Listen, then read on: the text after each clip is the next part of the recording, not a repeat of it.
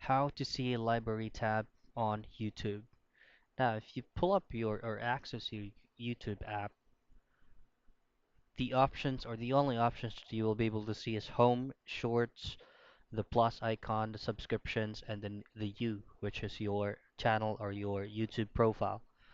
Now, if library is not appearing in one of those options, all I have to do is make sure that your YouTube application is updated to the latest version as possible.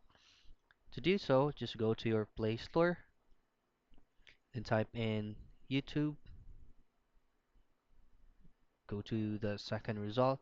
Now, if there is an update that requires you to um, comply on your YouTube application, all you have to do is just press on update and it will automatically be updated by itself.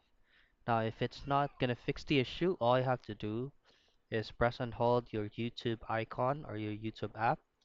Go ahead to app info and then just simply clear all data and then clear cache. Now, once you've done that, try to rerun your YouTube and then try to install and reinstall your YouTube app once again.